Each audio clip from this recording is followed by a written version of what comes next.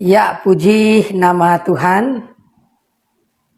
Shalom, apa kabarnya saudara di hari ini? Menjumpai saudara sekalian dalam program acara Rema hari ini. Ya, apa kabarnya?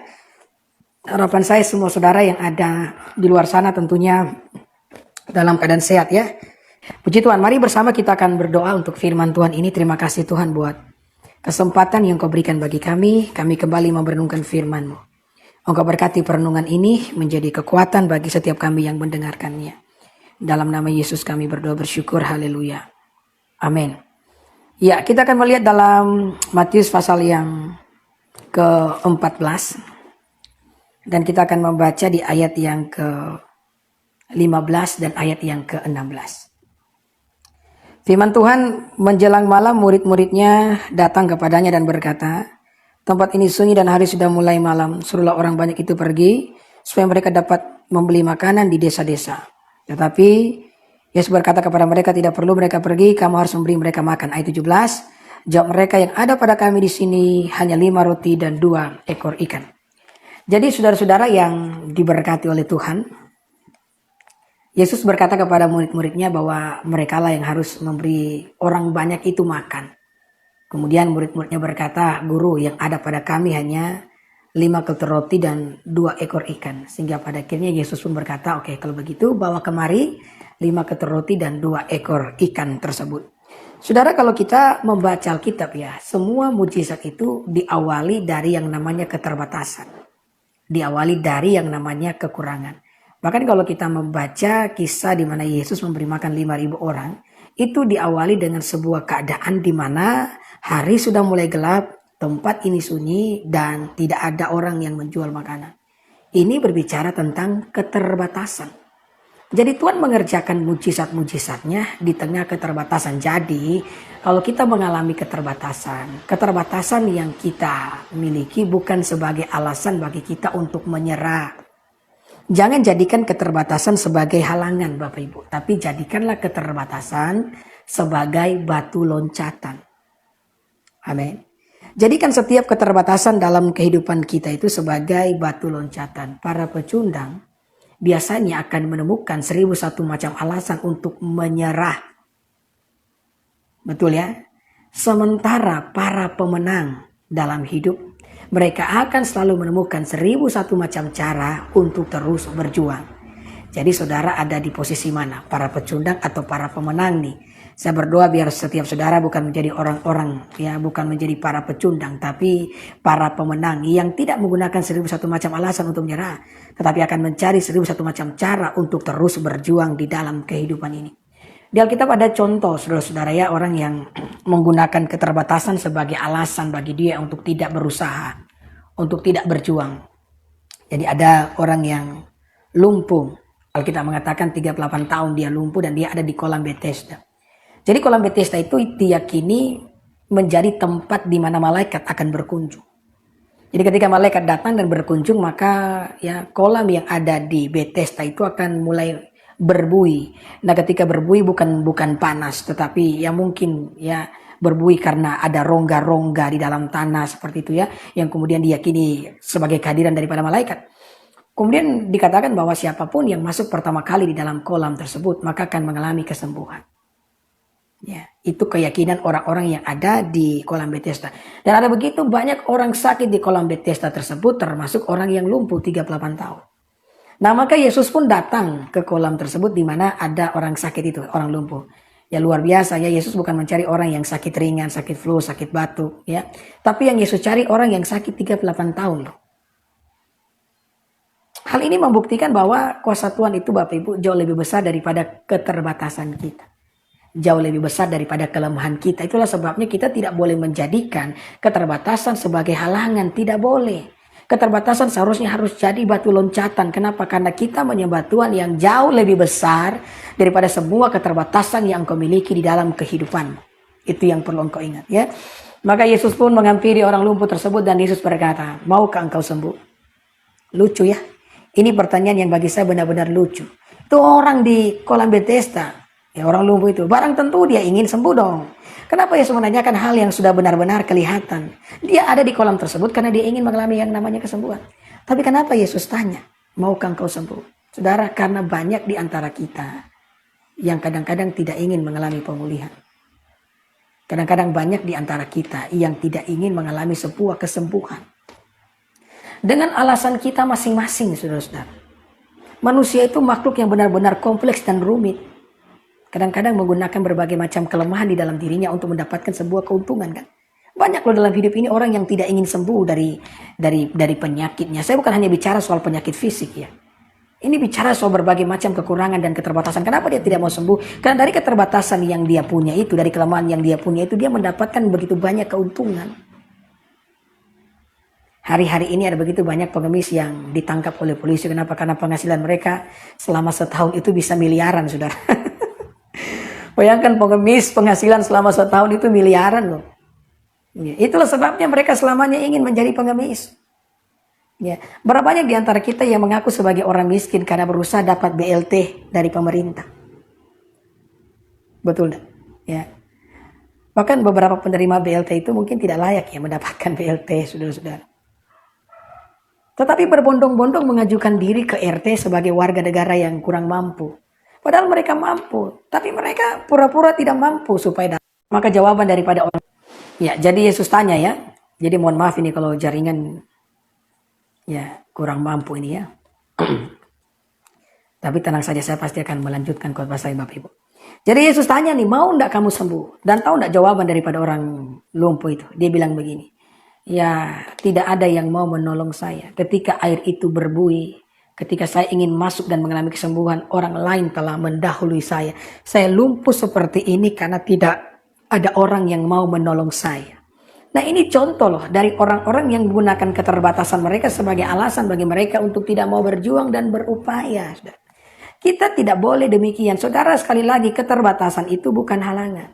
Keterbatasan seharusnya jadi batu loncatan bagi kita. Para pecundang akan menggunakan 1001 macam alasan untuk berhenti berupaya. Sementara para pemenang akan mencari 1001 macam cara untuk terus berupaya. Untuk terus berjuang di dalam kehidupan ini. Saya berdoa biar setiap Bapak Ibu pendengar setia Rema hari ini menjadi pejuang-pejuang di dalam kehidupan saudara. Yang setuju dengan saya ketik amin.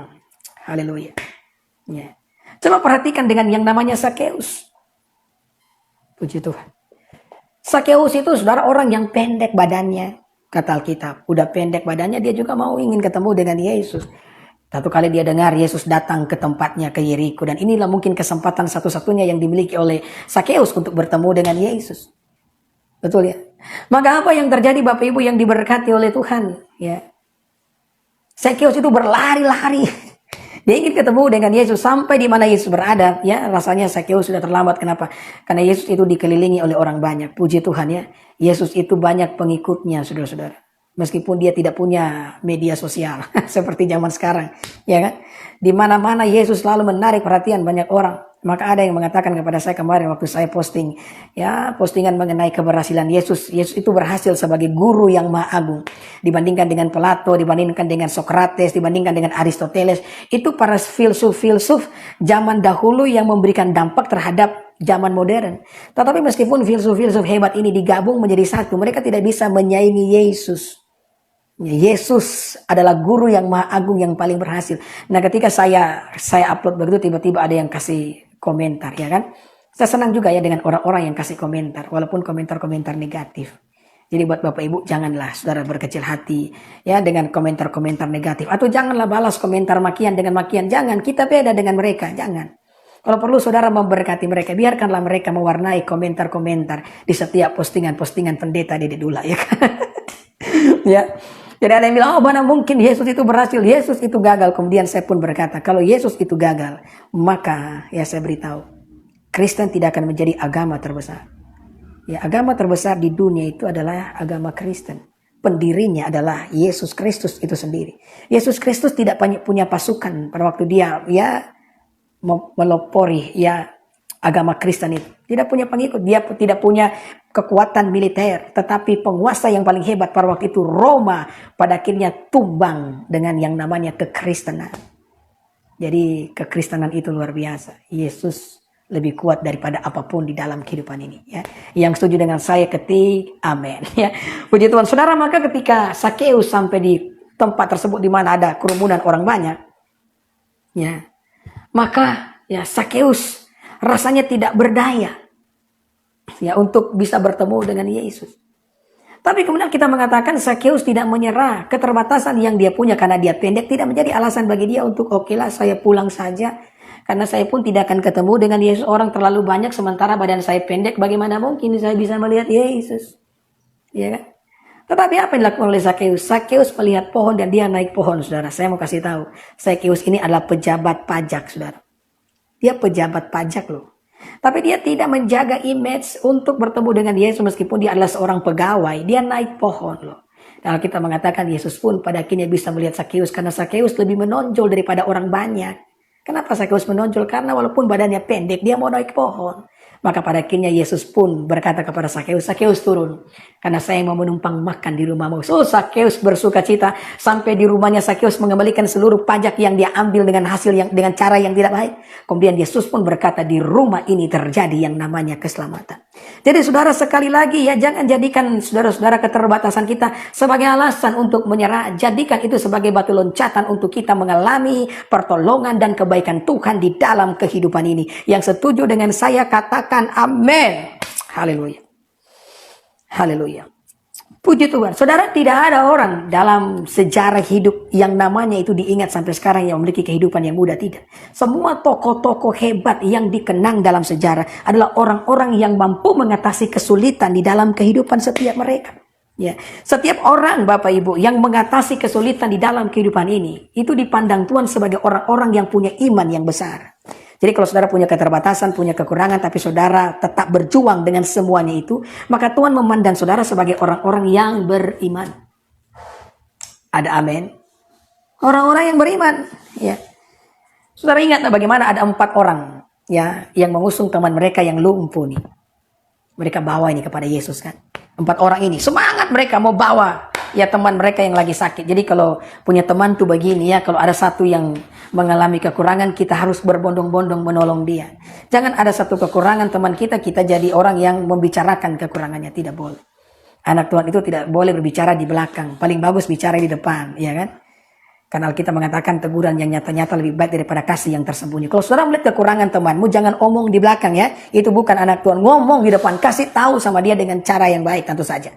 Itulah ciri khas dari anak-anak terang. Nah sampai di rumah di mana Yesus sementara mengajar seperti biasa, kerumunan orang banyak saudara berjumpa-jumpa di situ ya. Banyak sekali saudara sehingga tidak bisa masuk pintu full, jendela pun tidak bisa masuk karena semua orang ingin mendengarkan tentang Yesus. Seperti apa yang saya lakukan di hari ini, ya kan? Banyak orang yang ingin mendengar tentang Yesus. Haleluya. Maka apa yang terjadi Bapak Ibu ketika mereka sampai di rumah tersebut? Apakah mereka pulang? Apakah halangan keterbatasan yang ada menjadi halangan bagi mereka dan mereka berhenti untuk berjuang? Tidak. Mereka berkata, mari kita lubangi atap rumah tersebut. Saudara, inilah yang namanya iman yang radikal yang dicari oleh Tuhan. Bukan orang-orang yang terlalu gampang untuk menyerah dalam hidup ini. Mari berjuang, mari maju bersama dengan Tuhan. Haleluya. Karena akan ada upah untuk setiap usaha-usaha kita. Yang setuju katakan amin. Saya selalu memberitahu kepada Bapak Ibu bahwa pemandangan yang indah selalu hadir sesudah pendakian yang sulit. Semakin sulit pendakian yang kau lakukan, semakin engkau akan mendapatkan kesempatan melihat pemandangan yang indah di dalam kehidupan ini. Haleluya. Maka naiklah mereka saudara-saudara. Waktu mereka naik ke atas rumah, mereka kasih bocor. Saya tidak tahu itu rumah siapa. Tapi paling tidak mungkin mereka akan menggantinya. Yang pasti teman mereka harus sembuh. Haleluya. Nah apa yang terjadi? Saudara-saudara ya. Akhirnya teman mereka turunkan dari atas. Atapnya dilubangi. Ya. Dan teman mereka turunkan. Waktu itu Yesus sementara mengajar. Tiba-tiba kan Yesus lihat ada remah-remah yang jatuh begitu. Ini apa nih? Tiba-tiba turunlah orang sakit itu di dalam sebuah tilam. Waktu Yesus lihat itu, Yesus berkata kepada mereka, Yesus tidak marah. Yesus tidak bilang, bukan main, kenapa kalian kasih bocor, ini rumahnya orang nih. Terus bagaimana nantinya, apakah kita harus menggantinya? Tidak, itu urusan belakangan. Yesus bilang, besar iman kalian. Maka orang yang lumpuh itu disembuhkan oleh Yesus Kristus. Jadi kalau kita adalah orang-orang yang berjuang, yang tidak menjadikan keterbatasan kita sebagai alasan, maka Tuhan akan memandang kita sebagai orang-orang yang punya iman yang besar di dalam kehidupan ini. Saudara ingatlah, setiap testimoni itu hadir sesudah tes. Tes, harus ada tes dulu, baru kemudian diikuti dengan testimoni. Tidak akan pernah ada testimoni. Testimoni itu artinya kesaksian. Tidak akan ada testimoni dalam hidup kita jika di sana tidak ada tes, jika di sana tidak ada ujian. Jadi kalau ujian itu datang dalam bentuk keterbatasan, dalam bentuk kelemahan, sekali lagi jangan jadikan itu sebagai sebuah alasan untuk menyerah, tapi jadikan itu sebagai batu loncatan untuk terus berjuang di dalam kehidupan ini. Ada seorang komponis terkenal namanya Beethoven. Sudah tahu Beethoven ini, waktu dia dikandung oleh mamanya, waktu itu papanya mengidap penyakit sifilis, sementara mamanya mengidap penyakit TBC. Ya. Beethoven ini punya 4 orang saudara. 1 sudah meninggal dan 3-nya dalam keadaan sakit dengan sakit yang sangat fatal, saudara. Pada saat Beethoven dikandung oleh mamanya itu ya berpikir untuk menggugurkan Beethoven ini, saudara. Karena rasanya untuk apa melahirkan anak dalam kondisi begitu? Suaminya sifilis, dia sendiri penyakit TBC, sementara 3 orang anaknya lagi sakit parah nih, lagi sekarang. Jadi ya tidak ada gunanya melahirkan seorang anak laki-laki lagi. Lebih baik digugurkan saja. Itu pemikiran dari mamanya. Tapi karena mamanya ini orang yang takut Tuhan, saudara-saudara, maka meskipun keadaan sulit, dia memilih untuk melahirkan anaknya. Tidak peduli nanti bagaimana keadaan anaknya. Kalaupun anaknya mati, biar mati di tangan Tuhan, bukan mati di tangannya. Seperti itu.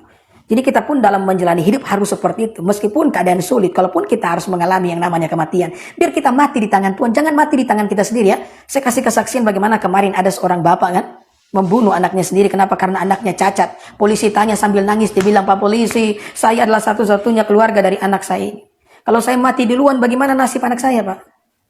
Tidak ada yang akan anak yang cacat.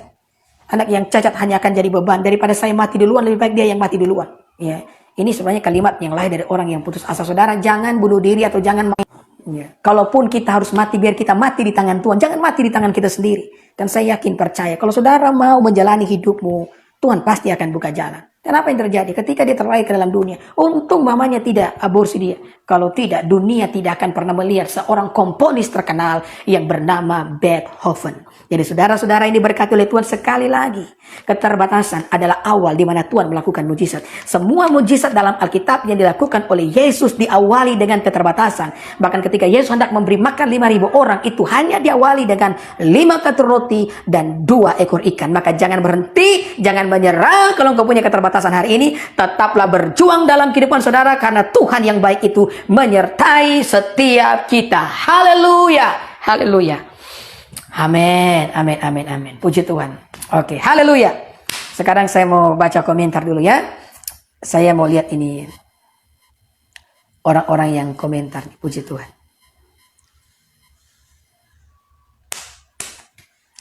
Ya, Febriandi. Mau bertanya pendeta, silakan Febriandi ya. Mazmur Sampo. Semangat Pak Pendeta menyampaikan firman Tuhan. Tolong doakan saya kalau sore ini saya akan melayani persekutuan remaja. Oke, Tuhan Yesus. Oke. Di tempat saya doakan, oke ya. Diberkatilah pelayanan Mazmur Sampo ya. Tuhan berkati Ibu Ria. Ya, ada list lagi. List ini selalu di mana-mana ada ya. Tapi saya lihat dia tuh cuma berani dengan apa ya. Tapi kalau dengan saya rasanya dia tidak berani bertanya. Dorcas Lede, selamat sore Ibu Dorcas. Yes, saya sembuh. Saya sehat, semangat, diberkati Tuhan dan menjadi berkat. Amin. Jadi berkat Ibu Dorcas ya. Muhammad Saiful. Ya, si bego tipu terus. Ya, bertobat mulut kamu ya. Kamu itu punya nama Nabi loh, Muhammad. Nama Nabi itu mulutnya itu kayak apa tuh? Bertobat kamu ya. Ibu Ria, amin, puji Tuhan. Anak Maria jadi Tuhan. Maria sama siapa? Ada yang bisa jawab? Pendeta aja pasti nggak bisa. Aduh, ini pertanyaan sepele ini ya. Ini pertanyaan gampang yang sudah banyak kali saya jawab. Mungkin Saharu Baik ini baru pertama kali ya gabung di live saya. Jadi anak Maria jadi Tuhan. Kamu bilang anak Maria jadi Tuhan karena kamu tidak percaya bahwa Yesus adalah Tuhan yang jadi manusia. Sementara kami percaya bahwa Yesus adalah Tuhan yang jadi manusia. Waktu Yesus terlahir ke dalam dunia, orang Majus datang. Ya, orang Majus datang. Waktu orang Majus sampai ke rumah di mana Yesus dilahirkan, di dalam Matius pasal yang kedua, ayat yang ke-11, saya baca buat saudara ya firman Tuhan. Maka masuklah mereka ke dalam rumah itu dan melihat anak itu bersama Maria ibunya. Lalu sujud menyembah dia. Mereka pun membuka tempat harta bendanya dan mempersembahkan persembahan kepadanya, yaitu emas, kemenyan, dan mur. Kenapa orang Majus ini sujud menyembah kepada Yesus? Karena Yesus adalah Tuhan yang jadi manusia. Penyembahan hanya bisa diberikan kepada Allah. Jadi waktu Yesus lahir saja masih bayi nih sudah sujud disembah. Yesus belum melakukan mujizat apapun, tapi sudah mendapatkan penyembahan dari 3 orang Majus yang dipercaya sebagai 3 raja-raja dari daerah timur. Ya. Jadi Yesus bukan cuma sekedar manusia, dia adalah Tuhan yang telah menjadi manusia. Lihat kan? Saya bisa jawab toh. Jadi ini pertanyaan gampang lah. Ya. Kalau boleh tahu apa ya judulnya, lagi dongeng kali ya. Saya skip aja ya, itu bukan pertanyaan. Haleluya, amin. Tuhan berkati Ningsun.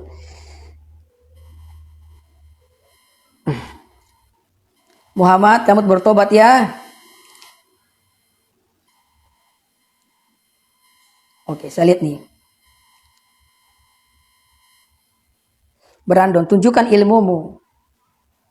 Jangan tunjukkan tong kosong. Betul tuh, ini saya setuju nih dengan Brandon. Muhammad, kamu harus banyak belajar dari Brandon. Saya tahu Brandon juga ini Muslim, tapi Muslim cerdas.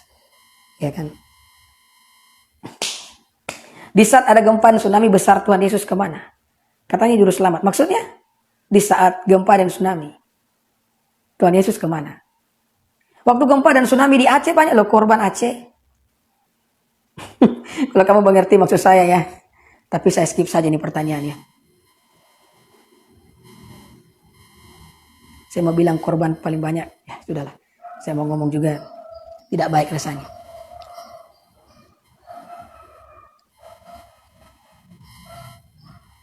Yang nonton cuma 15 orang. Tidak apa-apalah.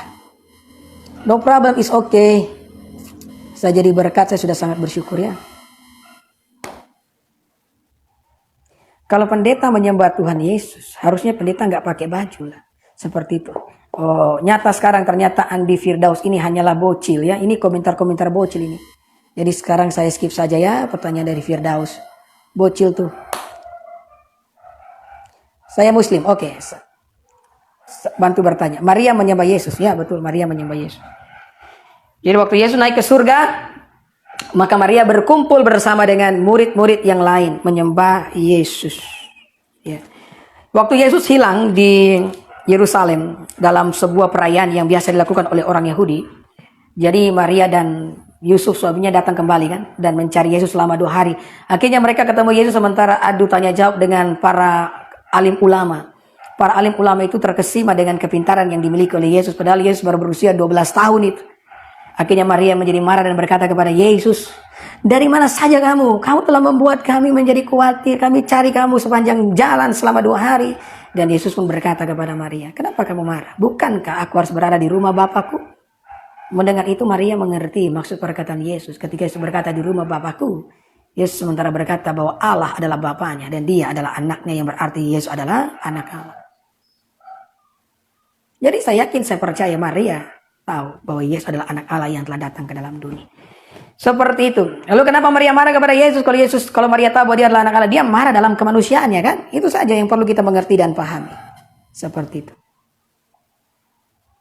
Gak apa-apa, ntar juga banyak. Betul ya. Oke, ya saya lihat pertanyaannya sudah selesai. Tidak ada pertanyaan lagi. Berarti saya sudahi saja ya siaran langsung saya. Jadi memang mohon maaf untuk yang suka nonton video-video saya, yang kadang-kadang saya kurang memberikan respon dengan pertanyaan-pertanyaan yang masuk. Jadi mohon maaf ya, karena memang pertanyaan yang masuk itu banyak sekali, sehingga sulit saya menjawabnya satu demi satu ya. Bisa keriting jari saya kalau setiap komen saya balas. Makanya saya sering kali menganjurkan kepada beberapa penanya saya masuk saja di live saya. Ya, dan saya lihat ini ketika saya live, justru mereka tidak masuk. Jadi tanda tanya besar, apakah mereka cuma berani di komentar, tidak berani secara langsung. Kenapa? Apakah takut kalau saya tanya balik? Atau mungkin besar kemungkinan tidak ada kuotanya ya. Jadi mungkin hanya bisa lihat video dan status saya. Oke, puji Tuhan. Mari bersama-sama kita mau berdoa ya. Atau ada lagi pertanyaan? Belum dijawab. Sudah saya jawab tadi ya, bahwa Maria menyembah Yesus.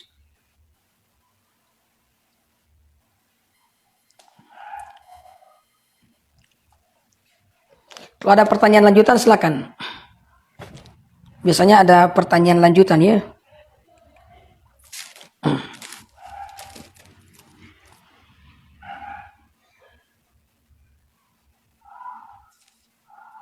Silakan.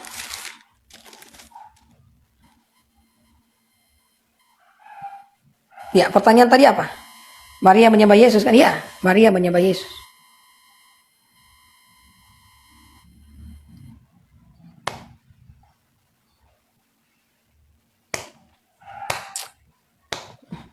Pertanyaan yang mana? Di saat gempa.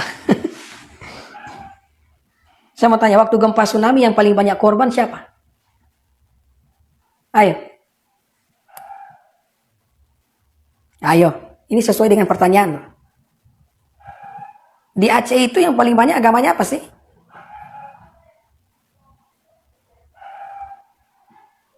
Ayo. Kalau kamu bilang waktu gempa tsunami Yesus kemana, ya saya mau tanya, yang paling banyak korban di Aceh itu agama apa? Sebenarnya saya tidak mau sebut ini, tapi saya pikir kamu tidak mampu untuk ya memahami bahasa saya. Yang sebenarnya kalau orang dewasa sudah mampu memahami itu. Yang paling banyak korban orang mana coba? Orang Kristen? Mohon maaf ya. Ya puji Tuhan. Kenapa di kalender itu hari wafat Yesus Kristus dan hari kematian Yesus Kristus tanggalnya berbeda-beda setiap tahunnya? Yang aslinya tanggal berapa dan bulan apa? Ya. Saya juga kurang memperhatikan itu ya. Ya saya juga belum mempelajari itu. Saya pikir juga mungkin hampir sama dengan agama Islam yang hari perayaannya Idul Fitri itu jatuh pada tanggal yang berbeda-beda. Tapi yang pasti itu kan tidak akan pernah mempengaruhi ya fakta bahwa Yesus telah mati dan bangkit dari antara orang mati, ya kan? Saya pikir buat Febrian, dia kalau mau bertanya saja soal mengenai ketuhanan daripada Yesus. Kalau bicara soal mengenai tanggal-tanggal tersebut, itu tidak akan pernah mempengaruhi ketuhanan daripada Yesus, ya kan? Karena adanya tanggal tersebut bukankah mengokohkan atau membuktikan bahwa Yesus itu pernah ada, mati dan bangkit dari antara orang mati. Betul. Jadi kalau Febriandi bertanya soal hari Yesus lahir atau mati atau bangkit, berarti secara tidak langsung Febriandi mengimani dan mempercayai Yesus itu pernah ada, mati dan bangkit dari antara orang mati. Betul. Nanti lain kali lah saya jawab pertanyaan itu ya.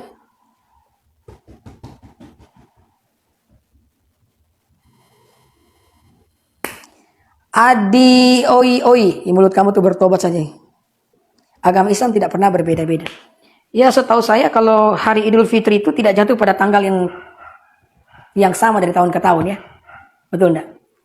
Saya tidak tahu itu harus lihat bulan dulu kayaknya ya. Saya lihat kan di televisi biasanya begitu, ya kan? Kisah Yesus 12 tahun sampai 30 tahun. Jadi kalau anak-anak Yahudi itu memang belajar. Ada waktu-waktu mereka harus belajar di usia 12 sampai 30 itu mereka belajar dan Yesus pula belajar di dalam kemanusiaannya. Makanya kenapa dia bisa dipanggil rabi? Rabi itu adalah julukan bagi mereka yang lulus dari sekolah Taurat. Jadi kalau ditanya di mana Yesus 12 sampai 30 tahun ya dia belajar. Lalu kenapa tidak dicatat? Ya memang tidak dicatat. Yang dicatat adalah hal-hal yang penting saja mengenai ketuhanan daripada Yesus Kristus. Alkitab bilang loh, kalau semua hal yang dilakukan oleh Yesus itu ditulis, maka agaknya dunia ini tidak dapat menampungnya. Jadi Alkitab hanya mencatat hal-hal yang penting, ya kan? Hal-hal yang penting. Ya agama Islam ditentukan kalender Hijriah, ya betul. Ya tapi kan hari Idul Fitri juga kan tidak jatuh pada tanggal yang sama kan? Betul enggak? Idul Fitri kan tidak jatuh pada tanggal yang sama dari waktu ke waktu. Ya. Tuhan Bapa, Tuhan Anak, Tuhan Roh Kudus. Tuhan Bapa, Tuhan Anak, Tuhan Roh Kudus, Tuhan kok ada anak. Berarti Tuhanmu nggak ada. Beda ya. Jadi istilah anak Allah dalam Alkitab itu meskipun banyak sekali serangan yang ditujukan kepada istilah anak Allah. Ini istilah yang sangat penting bagi kami orang Kristen. Bahkan dalam Alkitab itu sangat penting. Sekalipun mungkin jutaan orang mau menyerang istilah anak Allah itu. Kami akan tetap memegang teguh itu. Kenapa? Karena istilah ini sangat penting. Istilah anak Allah tidak sama seperti dalam pemikiran Vian Pangestu. Nah kalau misalkan dibilang anak Allah sama seperti anak manusia begitu ya. Kenapa dibilang anak kunci? Kalau dibilang anak Allah di mana mamanya? Nah saya mau tanya, anak kunci mamanya di mana? Anak kunci mamanya di mana? Ini kalau kamu mengerti ya. Mudah-mudahan kamu ini orang dewasa ya, bukan bocil lagi nih. Anak kunci kan berarti kunci, anak tangga berarti tangga, anak manusia berarti manusia, anak Allah berarti Allah. Jadi ketika Yesus disebut sebagai anak Allah bukan berarti Allah beranak, Tapi Yesus itu adalah Allah. Disebut Bapa bukan berarti Bapa itu ada anaknya. Tapi karena Bapa ini sama dengan anak, memiliki hakikat yang sama yakni Allah.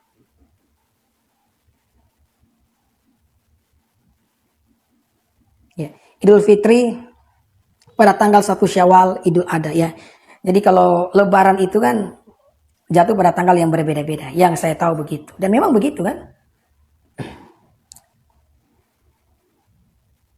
Kita tetap memakai konsep Kristen. Jangan hiraukan mereka bilang mereka belajar menemukan. Iya betul.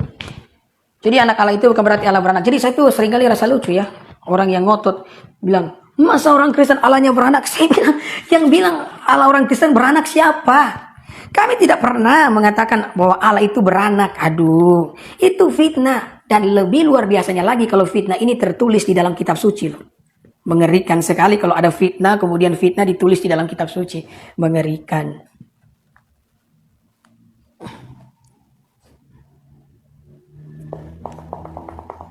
Mau tanya Pak Pendeta, Yesus datang untuk menebus dosa manusia. Kalau yang hidupnya sebelum Yesus, mereka tertebus apa tidak? Ya, jadi orang-orang yang hidup sebelum Yesus, jadi ingat ya, Yesus itu sudah ada. Bahkan sebelum dia lahir, dia sudah ada. Itu Yohanes 17 ayat 5. Jadi Yesus sudah ada sebelum dunia ada. Jadi itu yang perlu kita ketahui. Jadi Yesus itu tidak pernah ada. Jadi orang-orang di zaman dahulu itu tidak pernah menyembah Yesus yang tidak ada. Karena Yesus sudah ada. Mereka aja yang belum ada. Paham sampai di sini ya? Jadi Yesus sudah ada sebelum dia datang ke dalam dunia. Yohanes 17 ayat 5 mengatakan demikian. Bahkan sebelum dunia ada, dia sudah ada. Tuhan kan ciptakan bumi dulu baru manusia tuh. Paham ya? Nah, jadi kalau orang zaman dulu itu, apa tuh? Dosa mereka ditebus dengan cara seperti apa? Orang di zaman dulu mereka mengorbankan domba.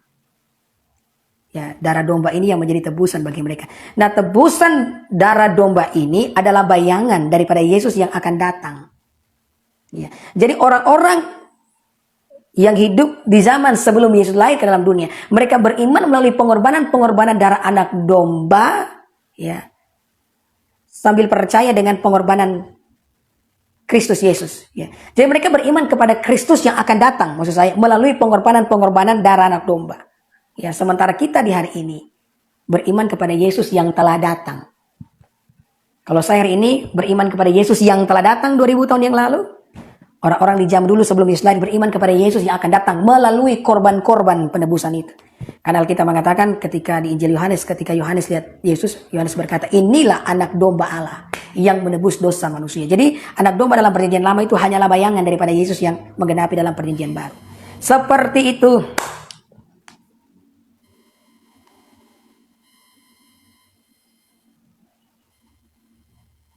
Terima kasih atas pertanyaannya. Mohon maaf.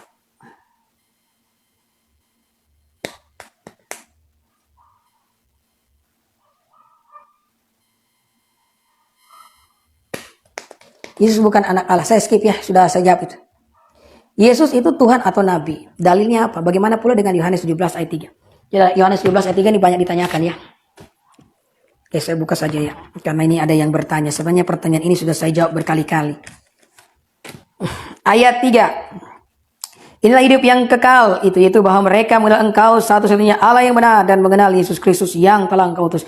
Jadi hidup yang kekal itu mengenal Allah. Dan mengenal Yesus yang telah diutus oleh Allah Bapa. Jadi hidup kekal demikian. Mengenal Allah dan mengenal Yesus. Ada kata dan di situ loh. Tapi kan Pak Pendeta kita mengatakan di situ bahwa Yesus adalah utusan. Ya, Yesus adalah utusan. Kami tidak menyangkal itu. Tetapi di dalam konteks Allah Bapa mengutus Allah Anak. Jadi Yesus ya adalah Allah yang diutus oleh Allah. Yesus adalah anak Allah yang diutus oleh Allah Bapa. Jadi kami tidak menyangkal ketika dia dibilang utusan. Ya betul dia utusan. Tapi dia bukan utusan seperti utusan pada lainnya. Dia adalah anak Allah yang diutus oleh Allah Bapa. Jadi Allah mengutus Allah. Lukas 9 ayat 48. Lukas 9 ya ayat 48.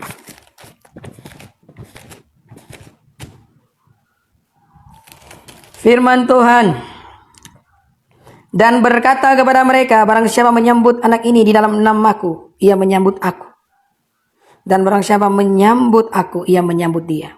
Ia mengutus aku karena yang terkecil di antara kamu sekalian dialah yang terbesar. Jadi Yesus sementara memberikan pelajaran kepada murid-muridnya yang bertengkar siapa yang lebih besar di antara mereka.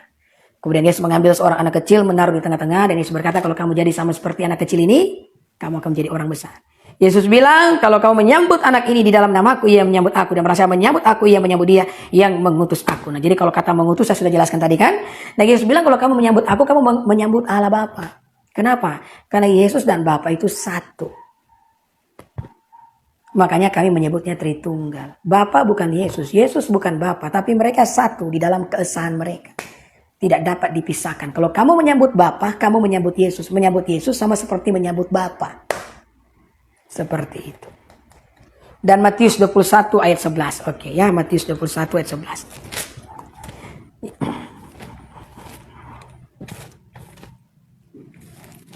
Ya, saya senang nih kalau ditanya langsung di live begini ya. Ayat 11 firman Tuhan. Dan orang banyak itu menyahut, inilah Nabi Yesus dari Nazaret di Galilea. Ya. Jadi memang ketika Yesus menjadi manusia, maka ada sebutan-sebutan kemanusiaannya. Dan ini wajar karena dia menjadi manusia. Contohnya ya, waktu Herodes mau membunuh bayi Yesus, dia menyuruh orang Majus itu untuk pergilah ke Bethlehem.